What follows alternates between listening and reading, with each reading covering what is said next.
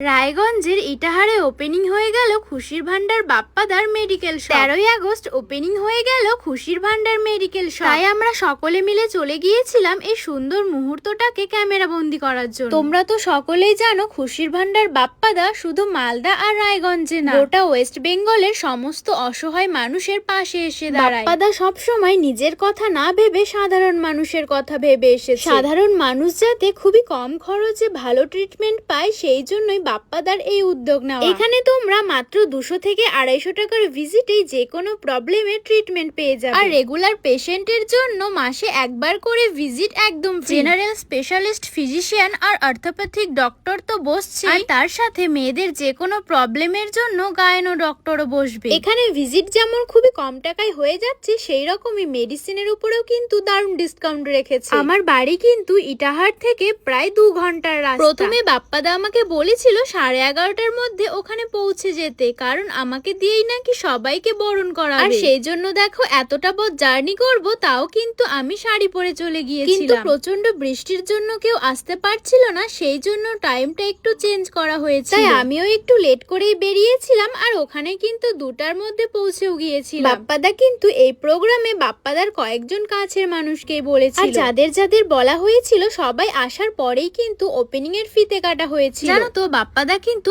আজকে কোনো ফেমাস মানুষকে দিয়ে ফিতে কাটায়নি। আজকে দোকানের ফিতে কেটেছিল বাপ্পাদার সব থেকে প্রিয় আর কাছের মানুষ, তিনি হলেন বাপ্পাদার মা। হ্যাঁ, তবে বাপ্পাদার কাছে বাপ্পাদার মাই হলো সব থেকে ফেমাস আর সব থেকে প্রিয় মানুষ। ফিতে কাটার পর্ব শেষ করার পরে আমি কিন্তু ফারমান, মাতিনা আর একে একে সবাইকে বরণ করে নিলাম। তারপর সবাইকে বরণ করার পরে ফারমান আবার আমাকে বরণ করে নিল। আমি তো বারবার বারণ করছিলাম যে আজকে আমাকে বরণ করতে হবে, কারণ আমি বলছিলাম আমি কিন্তু এখানে আজকে একজন ক্রিয়েটর হিসাবে আসিনি, আজকে আমি এসেছি বাপ্পাদার খুব ভালো একজন ফ্রেন্ড আর বোন হিসাবে। জানো তো বাপ্পাদা যখন নতুন নতুন ভিডিও শুরু করেছিল তখন থেকে আমার বাপ্পাদার সাথে পরিচয়। এখানে ফারমান আমাকে জিজ্ঞাসা করছিল বাপ্পাদার এই নতুন উদ্যোগে তুমি কি খুশি হয়েছো? আমি তো বলছিলাম যে আমি খুবই খুশি হয়েছি, আর মানুষের পাশে এসে দাঁড়ানোটা তো খুবই ভালো কাজ। এভাবেও যে মানুষের পাশে এসে দাঁড়ানো যায় সেটা কিন্তু বাপ্পাদার থেকেই শেখা উচিত। আর ইনি হলেন মাসিমা, মানে বাপ্পাদার মা, যার জন্য